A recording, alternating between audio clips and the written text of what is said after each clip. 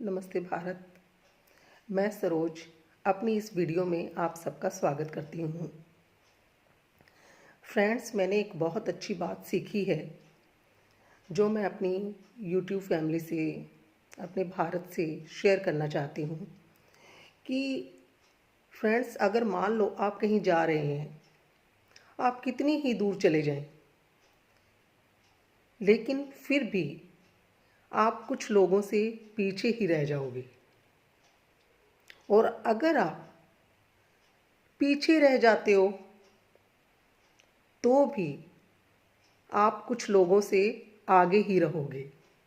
कहने का मतलब कि आप जहाँ हैं, जिस सिचुएशन में हैं, जिस परिस्थिति में हैं, आप खुश रहना सीखें, क्योंकि अपनी सिचुएशन को, अपनी स्थिति को आप खुद बदल सकते हैं, बजाय किसी की तुलना करने की बजाय। ऐसा ही मैंने एक छोटा सा प्रसंग लिया है। उम्मीद करती हूँ आप सबको बहुत अच्छा लगेगा। एक राजा थे।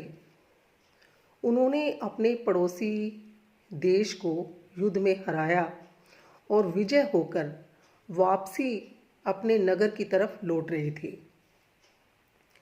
जब वो लौट रहे थे तो उन्हें मन में इतनी हार्दिक प्रसन्नता हो रही थी कि उन्होंने अपने एक शत्रु पड़ोसी देश को जीत लिया था। जब वो अपने मंत्रियों और सिपाहियों के साथ अपने नगर में वापसी कर रहे थे तो रास्ते में उन्होंने देखा कि एक साधु महात्मा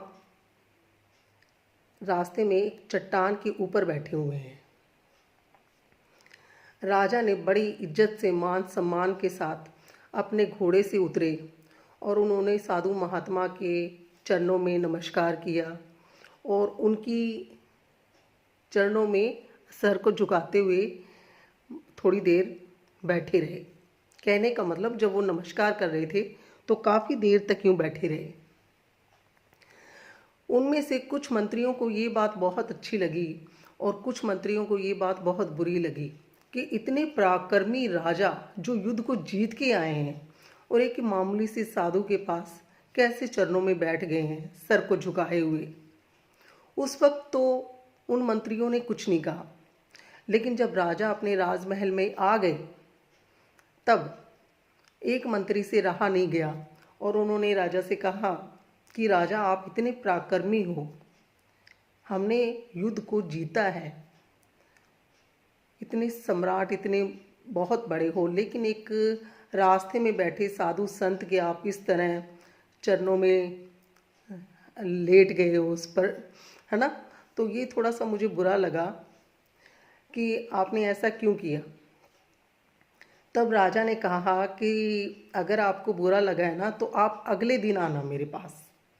अभी इस वक्त मैं कुछ नहीं कहूँगा, आप अगले दिन आना। अगली सुबह राजा ने उसी मंत्री को बुलाया और कहा कि आपके उस सवाल का जवाब अब मेरे पास है और वो ये है कि मैं आपको एक थैला दे रहा हूँ। एक थैला। उन राजा ने उस मंत्री को एक थैला दिया और कहा कि इस थैले में 4 चीज़ें हैं। क्या बोला? कि इस थैले में 4 चीज़ें हैं। अब ये 4 चीज़ें जो है ना, वो अभी आपने इस थैले में हाथ डाल के देखनी नहीं है। कंडीशन यानी शर्त सिर्फ इतनी है कि आप इन 4 चीज़ों को बाज़ार में जाओगे और उनको बेचोगे। जब आप उन बाज़ार में उन 4 चीज़ों को बेच के वापस मेरे पास आओगे ना, तब मैं आपके सवाल का जवाब दूंगा। अब कंडीशन इतनी है कि बाज़ार में जाके ही आपने थैले में से देखना है कि वो 4 चीज़ें हैं क्या, और जब तक आप बाज़ार में नहीं पहुंचते हो ना, तो इस थैले को बंद ही रहने देना। मंत्री ने कहा ठीक है, ऐसा ही करता हूँ कि जब बाज़ार पहुंचूंगा ना तभी देखूंगा थैला खोल के कि इसके अंदर है क्या। मंत्री बाज़ार चले गए उस थैले को लेके। तब बाज़ार पहुंचने पर मंत्री ने जब थैले में हाथ डाला उस सामान को बेचने के लिए, तो उसमें 4 चीज़ें थी। एक तो था मुर्गी का सिर, दूसरा मछली का सिर, तीसरा बकरी का सिर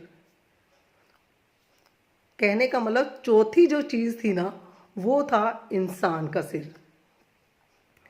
अब मंत्री जो है वो ये चीज़ देख के घबरा गया। उसको ना इतनी हैरानी होगी थोड़ी सी कि ये चीज़ें क्या राजा ने मुझे दे दी, लेकिन फिर भी राजा का हुक्म था, राजा ने आज्ञा दी थी तो उसे बेचना तो था ना बाजार में। बाजार में उन्होंने बड़ी आसानी से मुर्गी का सिर बेच दिया, मछली का सिर बेच दिया और बकरी का सिर भी बेच दिया। लेकिन जब इंसान का सिर उन्होंने बाजार में पूछा तो किसी ने भी इंसान के सिर को लेने से मना कर दिया। कोई भी ऐसा नहीं था जिसने इंसान के सिर को खरीदा हो, कटे हुए उस सिर को खरीदा हो। मंत्री ने बहुत कोशिश की कि जिस तरह मैंने तीनों सिर ये बेच दिए, मुर्गी मछली बकरी के, तो ये इंसान का सिर भी मैं शायद बेच पाऊँ। बहुत कोशिश करने के बाद भी मंत्री इस इंसान के सिर को बेच नहीं पाया और वो वापस उसको लेकर राजमहल वापस आ गया। राजा से कहने लगा कि मैंने सारे सिर बेच दिए हैं, लेकिन इंसान का सिर जो है ना, वो मैंने बहुत कोशिश की लेकिन कोई भी लेने को तैयार नहीं है। राजा ने कहा चलो ठीक है। अब राजा ने मंत्री से ये सवाल किया कि कल आपने ये पूछा था मुझसे कि इतने बड़े राजा होकर भी, इतने पराक्रमी राजा होकर भी, इतने विजेता राजा होकर भी मैंने साधु संत के चरणों में नमस्कार क्यों किया और मैं वहाँ कुछ देर क्यों सिर झुकाए बैठा रहा। तब कहा हाँ यही बात थी। तब राजा ने कहा कि देखो, सभी का सिर आपने बेच दिया लेकिन आप मेरे स्वामी भक्त हो। मंत्री से बोला कि आप मेरे स्वामी भक्त हो ना, बहुत विश्वास पात्र हो ना, मैं आपकी बातों पर विश्वास कर सकता हूँ ना, आप मेरी बात पे विश्वास कर सकते हो। लेकिन अगर कल मैं मर जाऊँ या मेरी मौत हो जाए, राजा ने कहा कि अगर मेरी मौत हो जाए तो मेरा सिर जो कटा हुआ है तो वो क्या आप अपने पास रख लोगे। मंत्री ये बात सुनकर डर गया। मंत्री ने कहा नहीं नहीं नहीं, ऐसा नहीं हो सकता, मैं बहुत आपकी मतलब सेवा कार्य तो करता हूँ लेकिन आपका सिर मैं मरने के बाद नहीं रखूँगा। स्पष्ट शब्दों में मंत्री ने मना कर दिया। ठीक उसी तरह राजा ने कहा कि ये जो सिर हम जो झुकाते हैं, जो नमस्कार करते हैं, अपनी भूलों के लिए क्षमा मांगते हैं, ये कोई कायरता की बात नहीं होती है। ये विनम्रता जो होती है ना, पोलाइटनेस जो होती है, विनम्रता, ये हर इंसान में ये गुण होना चाहिए। आप देखिए, जब आप किसी के प्रति इतना विनम्र भाव से पोलाइटली नमस्कार करके बात करते हो या सिर झुकाते हो तो आप अपने आप को, अपनी अंतरात्मा को खुश कर पाते हो और साथ में दूसरों को भी देखने से अच्छा लगता है। तो अगर मैंने साधु के पैर नमस्कार किए, पैरों को छुआ या जो भी किया तो उससे मुझे ब्लेसिंग मिली और मुझे आशीर्वाद मिला सिर्फ झुकने से। तो कहने का सार ये है कि जो मिथ्या अभिमानी लोग होते हैं वो झुकना पसंद नहीं करते हैं।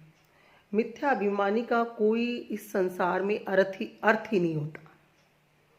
जो झूठी शान पे अकड़ के चलते हैं, मिथ्या अभिमान से अपने सर को ऊंचा उठा के चलते हैं, तो ऐसे लोग जो होते हैं, मुझे तो लगता है कि वो फिजिकली बीमार तो होते हैं, साथ में मानसिक रोगी होते हैं। क्योंकि देखो, यहाँ पर संसार में ईश्वर से बड़ी कोई सत्ता नहीं है।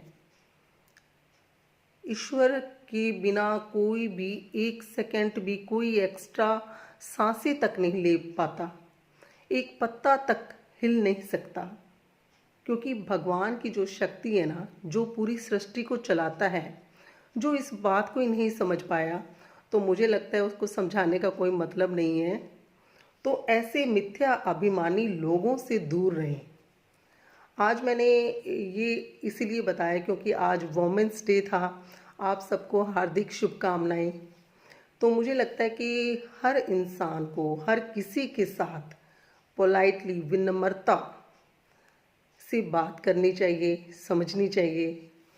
हैं तो फ्रेंड्स, मुझे लगता है कि ये आपको प्रकरण प्रसंग अगर पसंद आया है तो प्लीज़ सब्सक्राइब, लाइक और शेयर ज़रूर कीजिएगा। नमस्कार।